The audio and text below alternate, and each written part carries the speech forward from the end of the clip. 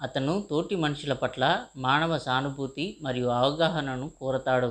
మరియు ఇప్పుడు పిల్లలారా, మీరు ఎలోహిం ఆజ్ఞలను పాటించాలని మరియు మీ పొరుగువారి పట్ల దయ చూపాలని మరియు అందరి పట్ల కరుణను కలిగి ఉంటాను. పురుషుల పట్ల మాత్రమే కాదు, జంతువుల పట్ల కూడా. వీటన్నిటి నిమిత్తం ఎలోహిం నన్ను ఆశీర్వదించాడు. మరియు నా సోదరులందరూ అనారోగ్యంతో ఉన్నప్పుడు నేను అనారోగ్యం లేకుండా తప్పించుకున్నాను. ఎందుకంటే ప్రతి ఒక్కరి ఉద్దేశం ఎలోహింకు తెలుసు. కాబట్టి నా పిల్లలారా, మీ హృదయాలలో కనికరం కలిగి ఉండండి. ఎందుకంటే ఒక వ్యక్తి తన పొరుగువారికి ఎలా చేస్తారో అలాగే ఎలోహిం అతనికి కూడా చేస్తాడు. నా సహోదరుల కుమారులు తమ హృదయములలో కనికరం చూపనందున యోసేపు నిమిత్తం జబ్బుపడి చనిపోయారు. కానీ నా కుమారులు భద్రపరచబడ్డారు. మీకు తెలిసినట్లుగా అనారోగ్యం లేకుండా. నేను సముద్ర తీరంలో కానాను దేశంలో ఉన్నప్పుడు నా తండ్రి యాకోబు కోసం చేపలు పట్టాను. మరియు చాలామంది సముద్రంలో ఉక్కిరిబిక్కిరి అయినప్పుడు నేను గాయపడకుండా కొనసాగాను. సముద్రంలో ప్రయాణించడానికి నేనే మొదటి పడవను తయారు చేశాను. ఎందుకంటే యెహోవా నాకు జ్ఞానాన్ని ఇచ్చాడు. మరియు నేను దాని వెనుక ఒక చుక్కాని విడిచిపెట్టి మధ్యలో ఉన్న మరొక నిటారుగా ఉన్న చెక్క ముక్క మీద తెరచాపను.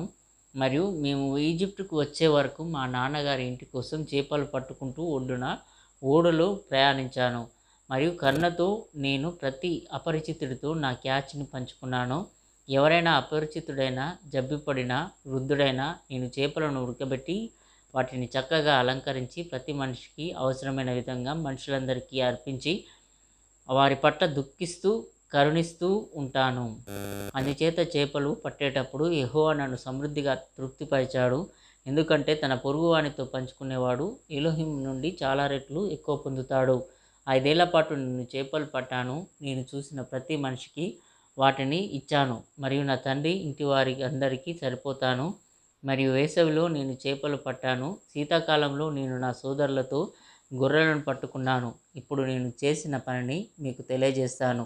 చలికాలంలో నగ్నత్వంతో బాధలో ఉన్న ఒక వ్యక్తిని చూసి అతని మీద జాలిపడి నా తండ్రి ఇంటి నుండి రహస్యంగా ఒక వస్త్రాన్ని దొంగిలించి కష్టాల్లో ఉన్నవారికి ఇచ్చాను. కాబట్టి నా పిల్లలారా, ఎలోహిం మీకు అనుగ్రహించిన దాని నుండి మీరు మనుషులందరిపై కనికరం మరియు దయ చూపండి.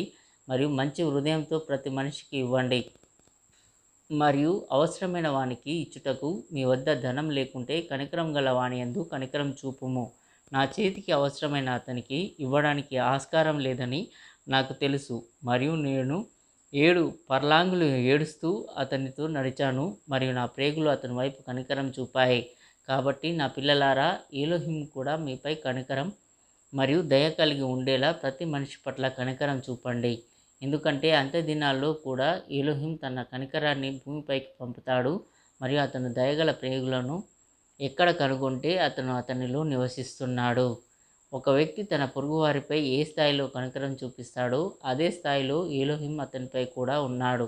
ఎలోహిం మరియు మేము ఈజిప్టుకు వెళ్ళినప్పుడు యోసేపు మాపై ఎలాంటి ద్వేషాన్ని ప్రదర్శించలేదు. నా పిల్లలారా, మీరు కూడా ఎవరిని జాగ్రత్తగా చూసుకోండి. ద్వేషం లేకుండా మిమ్మల్ని మీరు ఆమోదించుకోండి మరియు ఒకరినొకరు ప్రేమించుకోండి. మరియు మీలో ప్రతి ఒక్కరూ తన సహోదరునిపై చెడుగా భావించవద్దు. ఇది ఐక్యతను విచ్ఛిన్నం చేస్తుంది మరియు బంధువులందరినీ విభజిస్తుంది మరియు ఆత్మను కలవరపెడుతుంది మరియు ముఖాన్ని పాడు చేస్తుంది. కాబట్టి నీళ్లను గమనించి అవి కలిసి ప్రవహిస్తున్నప్పుడు అవి రాళ్ళు, చెట్లు, భూమి మరియు ఇతర వస్తువుల వెంట ఉడుతాయని తెలుసుకోండి. అయితే అవి అనేక ప్రవాహాలుగా విభజింపబడితే భూమి వాటిని మింగేస్తుంది. అవి అంతరించిపోతాయి. మీరు విడిపోయినట్లయితే మీరు కూడా అలాగే ఉంటారు. మీరు కాకూడదు. కాబట్టి ఎలోహిం చేసిన ప్రతిదానికి 2 తలలుగా విభజింపబడింది. 1 తల మరియు 2 భుజాలు, 2 చేతులు, 2 పాదాలు మరియు మిగిలిన అన్ని అవయవాలు. నేను నేర్చుకున్నాను.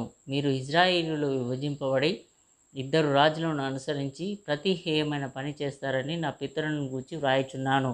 మరియు మీ శత్రువులు మిమ్మల్ని బందీలుగా తీసుకువెళ్తారు. మరియు మీరు అనేక బలహీనతలతో మరియు కష్టాలతో అన్యజనుల మధ్య చెడుగా ప్రార్థిస్తారు.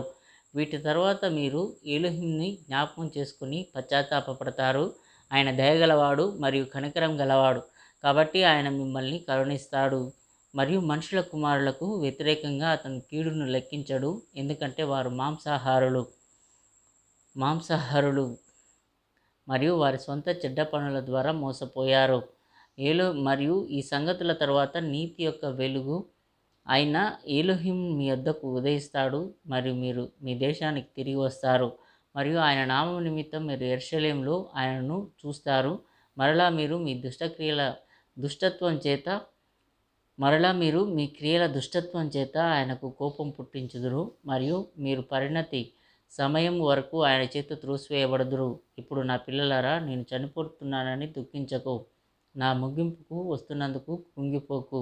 నేను అతని కుమారుల మధ్య పాలకునిగా నీ మధ్య తిరిగి లేస్తాను మరియు ఎలోహిం ధర్మశాస్త్రమును తమ తండ్రి అయిన జెబులూను ఆజ్ఞలను గైకొను వారందరూ నా గోత్రంలో నేను సంతోషిస్తాను. అయితే భక్తిహీనుల మీదకి యెహోవా శాశ్వతమైన అగ్నిని రప్పిస్తాడు, తరతరాలుగా వారిని నాశనం చేస్తాడు. అయితే నా తండ్రులు చేసినట్లే నేను ఇప్పుడు విశ్రాంతి తీసుకోవడానికి తొందరపడుతున్నాను.